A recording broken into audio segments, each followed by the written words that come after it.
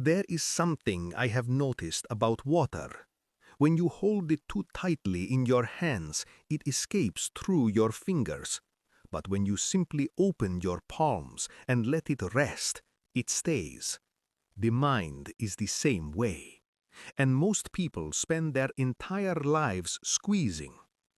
I want to tell you about a student who came to study at a monastery high in the mountains of Hunan province many years ago. He was young, intelligent, restless in the particular way that very intelligent people often are, as if his mind was a city that never turned its lights off. He arrived carrying 3 large bags. The old monk who greeted him at the gate looked at the bags for a long moment and then looked at the young man and said nothing, just turned and walked inside. The student followed, dragging everything he had brought with him. That first night he could not sleep.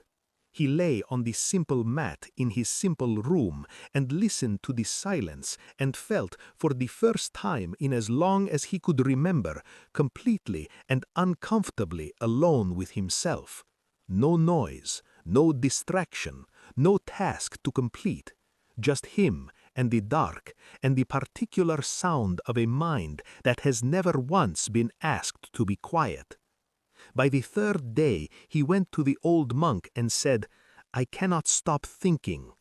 The monk poured tea into a cup until it overflowed onto the table and kept pouring. The student watched the tea spill across the wood and said, "The cup is full, nothing more can go in." The monk set down the pot and said, "Yes." That story has been told in many forms across many traditions because it points at something that does not change with culture or century or circumstance.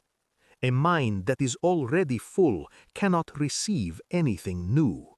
And most of us are walking around with cups so full they stopped being useful years ago, filled not with wisdom or knowledge or genuine experience, but with noise.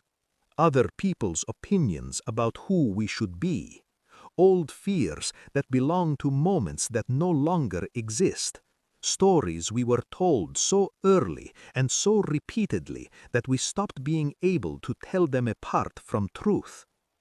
In the ancient texts of Taoism, there is a concept that the philosopher Lao Tzu described as Wu Wei, often translated as non-action, but more precisely understood as action that flows without force, without struggle, without the grinding effort of a mind fighting against the natural current of things.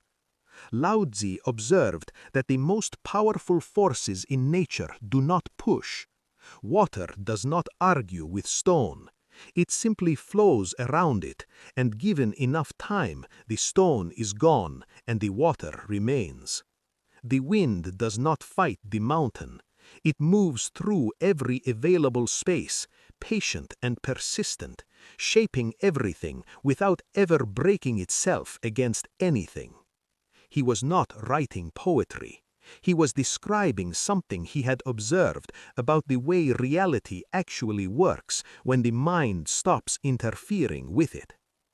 There is a village in the Zhejiang province where the oldest inhabitants, people in their 90s and beyond, walking, still sharp, still present in a way that much younger people often are not, share one thing in common that researchers who visited the village found remarkable. Not diet, not genetics, not exercise.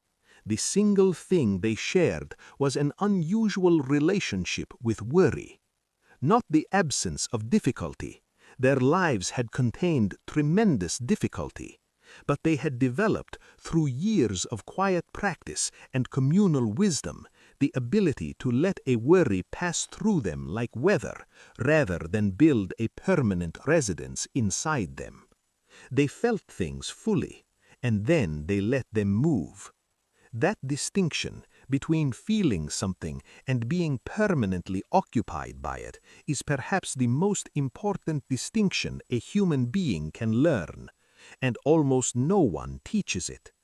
We teach people to be strong, which usually means we teach them to suppress. We teach people to be positive, which usually means we teach them to deny. We teach people to be productive, which usually means we teach them to outrun. And the thing we never teach, the thing the old monk understood when he kept pouring tea into an already full cup, is that none of those strategies actually empty the cup. They just make it harder to notice how full it is. There is a particular kind of suffering that has no name in most languages. It is not grief, because nothing has been lost that can be pointed to. It is not anxiety, because it is not always attached to a specific fear. It is something quieter and more constant, a low, persistent hum of unease that follows certain people through every version of their lives, through every achievement and relationship and change of scenery, arriving in every new place just slightly before they do. I knew a man once who changed his life completely 3 times. New country, new work, new relationships. Each time he was convinced that the problem was the circumstances, and that if the circumstances changed, the hum would stop. Each time he arrived in the new life and felt for a few weeks something close to relief, and then the hum returned. Quieter at first, then exactly as loud as before. Because the hum was not coming from outside him. It was coming from a mind that had never been shown how to be still. The Buddhist teacher Thich Nhat Hanh spent decades working with people in exactly this condition. People who had searched everywhere for the source of their suffering and found it in every external place except the only place it actually lived. He described the mind as a garden, not metaphorically, practically. A garden that, if tended with patience and honesty and a certain gentle consistency, produces something nourishing and alive. And a garden that, if left entirely to itself while the gardener is busy changing gardens, produces only what grows without invitation, the weeds of unexamined thought, the tangled roots of old emotion, the dense undergrowth of everything that was planted long ago by hands other than your own. The man who changed countries 3 times eventually stopped running, not because he found the right country, because he became finally and exhaustedly too tired to keep moving. And in that exhaustion, in that reluctant, unglamorous, completely unspiritual stopping, something unexpected happened. He sat in a small apartment in a city where he knew almost no one, with nowhere particular to be, and he simply existed for a few days without any agenda at all.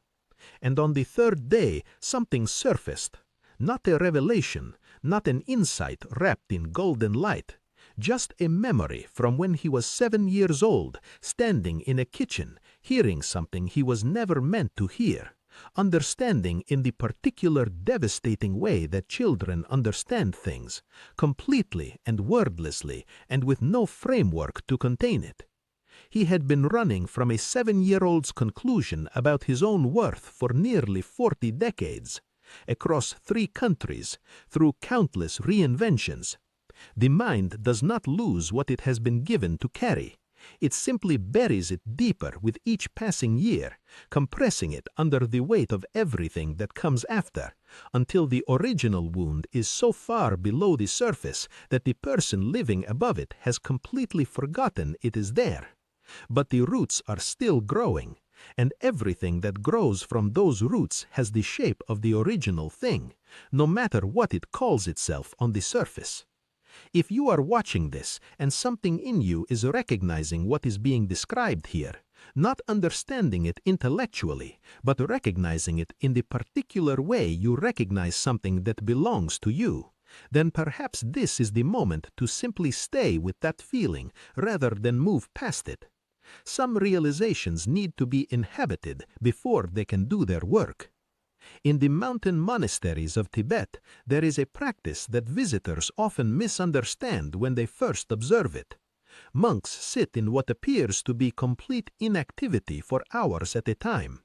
To the outside eye, nothing is happening.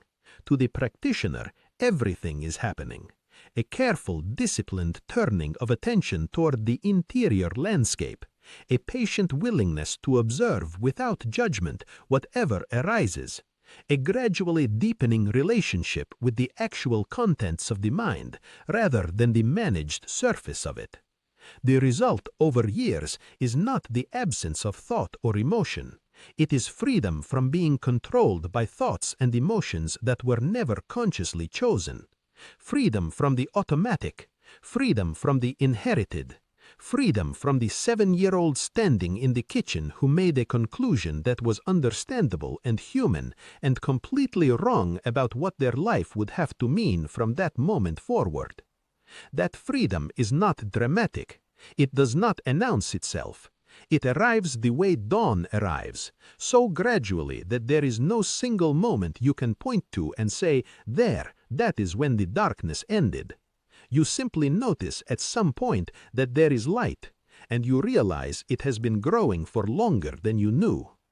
If what is being shared here is touching something real in you, something you have been carrying quietly for longer than feels comfortable to admit, then perhaps you already understand why spaces like this one matter. The people who find their way to these conversations are not broken people looking for fixing. They are people with enough courage to keep looking inward when everything in the world is designed to pull attention outward. Staying with that courage is its own kind of practice.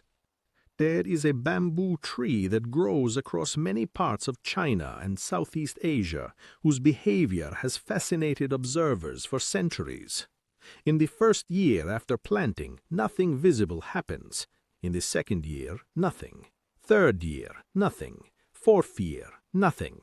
And then in the fifth year, the bamboo grows up to 30 meters in a matter of weeks. The question that first-time observers always ask is, where was it all that time? The answer is that it was growing downward, building a root system so deep and so wide and so structurally sound that when the growth finally came, nothing could stop it and nothing could destabilize it. The people who seem to change suddenly, who appear to transform almost overnight into someone more grounded, more clear, more genuinely at peace, have almost never changed suddenly. They have been growing downward, in private, in the quiet years that looked like nothing from the outside, in the sitting with discomfort that produced no visible result, in the returning again and again to the interior landscape that most people visit once, find difficult, and immediately leave. The monk in the mountain monastery in Hunan does not look impressive to the passing traveler. He is just sitting, but he is doing the most demanding work a human being can undertake, learning to be present with the full reality of his own experience, without flinching, without fleeing, without filling the space with noise. There is a quality that the ancient Chinese philosophers called De, often translated as virtue, but more precisely meaning something like inner power or the authentic force that flows from a person who has become genuinely aligned with their own deepest nature. De cannot be performed, it cannot be constructed through the right habits or the right beliefs or the right presentation of self. It emerges from the same process that produces the bamboo's extraordinary growth, the long, invisible work of going down before going up, of building the interior architecture that the exterior life will eventually rest on. The people who carry De are not always the most successful by conventional measures. They are not always the most visible or the most articulate or the most decorated. But there is something in their presence, a quality of stillness that has nothing to do with passivity, a depth that is felt rather than explained, that makes other people feel, without quite knowing why, that they are in the company of someone who has genuinely inhabited their own life. That quality is rare. It is rare because the path that produces it is uncomfortable and slow and offers no external validation for most of its duration. There is a story told about a very old calligrapher in the city of Suzhou who was known across the region for the extraordinary quality of his work. People came from distant places to watch him write. What struck every visitor was not the elegance of the brushstrokes, though the elegance was undeniable. It was the quality of his attention before the brush touched the paper. He would sit with the blank page for long stretches, sometimes 10 minutes, sometimes longer, doing nothing visible. And when asked once what he was doing during that time, he said simply, "I am becoming empty enough to let something true come through." Becoming empty enough to let something true come through. That sentence has stayed with me across many years and many conversations with people who are trying to understand why their lives feel like they are happening slightly adjacent to them, close enough to touch but never quite fully inhabited. The answer is almost always that there is not enough space, too much noise, too much forward motion, too much performance of a self that was assembled for external approval rather than grown from internal truth. And the path back to the actual life, the one that fits rather than chafes, the one that feels inhabited rather than endured, always runs through the same uncomfortable territory. The silence that most people avoid, the feelings that most people manage, the questions that most people answer too quickly, because sitting with an unanswered question feels like failure, when it is actually the beginning of genuine understanding. The young student at the monastery in Hunan eventually left, as students do. He went back to his life, to his work, to the full complexity of an ordinary existence, but he left one of the 3 large bags behind, not because the monk told him to, because somewhere in the weeks of sitting in silence and drinking tea and watching the mountains and being asked nothing at all, he had begun to sense which things he was carrying because they were truly his, and which things he was carrying because he had never once stopped moving long enough to put them down. He did not become a different person. He became, slowly and imperfectly, and with considerable difficulty, more fully the person he had always actually been underneath everything that had been layered on top. That transformation is the only that lasts, not the adoption of a new identity, the gradual, honest, sometimes painful excavation of the one that was already there, waiting, patient as water, quiet as bamboo roots moving through dark soil towards something they have always known how to find. A mind that has been freed does not become louder or faster or more certain. It becomes, at last, capable of hearing itself.